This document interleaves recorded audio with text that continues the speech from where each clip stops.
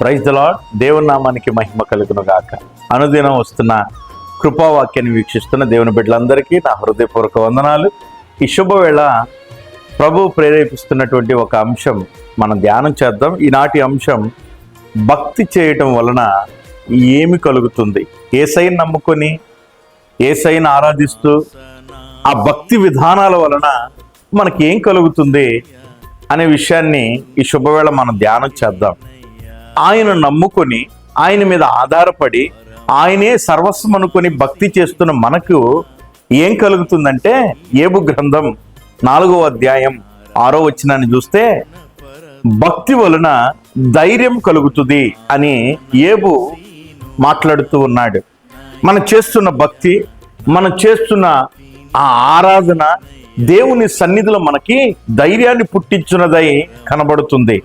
ఈ శుభవేళ దేవుని మాటలు వింటున్న దేవుని బిడ్డలారా, నీవు దేవుని సన్నిధిలో చేస్తున్న భక్తి నీకు ధైర్యాన్ని కలుగు చేస్తుంది. పడినప్పుడు, చెడినప్పుడు, నీ ప్రతికూలతల మధ్యలో నీవు అవాంతరాలు ఎదుర్కొంటున్నప్పుడు నీకు ధైర్యం కలిగించున్నది నీ భక్తి.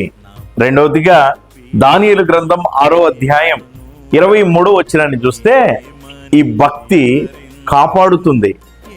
నువ్వు పడుతున్నప్పుడు, నువ్వు ప్రతికూలతను ఎదుర్కొంటున్నప్పుడు ఈ భక్తి నిన్నేం చేస్తుందంటే కాపాడుతుంది, నీకు నిలబడుతుంది.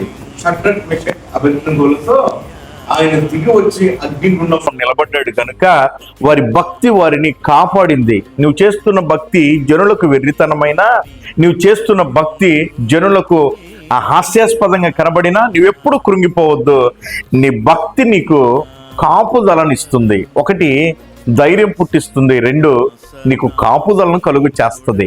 ఇంకొక మాటను ధ్యానం చేద్దాం. పేతురు రాసిన 2వ పత్రిక 2వ అధ్యాయం 9వ వచనంలో చూస్తే, భక్తి శోధనల నుండి తప్పిస్తుంది.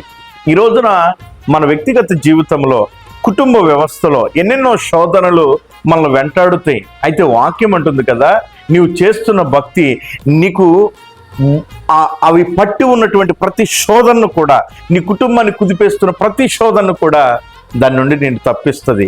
ఒకటి, నీకు ధైర్యం పుట్టించున్నది నీ భక్తి. 2, నిన్ను కాపాడున్నది నీ భక్తి. 3, నీ శోధనలన్నిటిని తప్పించున్నది నీ భక్తి. కాబట్టి నా ప్రియ దేవుని బిడ్డలారా, నీవు నమ్ముకున్న దేవుడు వట్టివాడు కాదు గనుక నీ భక్తిని కొనసాగించు. ఆగిపోక సాగిపోయే కృపలో నువ్వు నిలబడు. నీవు అంతము వరకు నిలబడు. నిన్ను కాపాడుతాడు, నీ శోధనలు తప్పిస్తాడు, నీకు ధైర్యం పుట్టిస్తాడు. ఈ మాట నా దేవుడు మనందరి జీవితంలో స్థిరపరచును గాక. చిన్న ప్రార్థన చేసుకుందాం. దయగలిగిన తండ్రి, ఈ వాక్యాన్ని విన్న నీ బిడ్డలందరినీ నీ చేతికి అప్పగిస్తున్నాను. వారి భక్తి వారికి ధైర్యం పుట్టించినదై ఉండునట్లుగా, వారి భక్తి వారి శోధనల నుంచి తప్పించినదై ఉండునట్లుగా, వారి భక్తి వారిని కాపాడునదై ఉన్నట్లుగా వారు కొనసాగించడానికి కృపద ఇచ్చేమని యేసు నామమున అడుగుచున్నాను తండ్రి. ఆమేన్. God bless you. దేవుడు మిమ్మల్ని దీవించును గాక. ఆమేన్.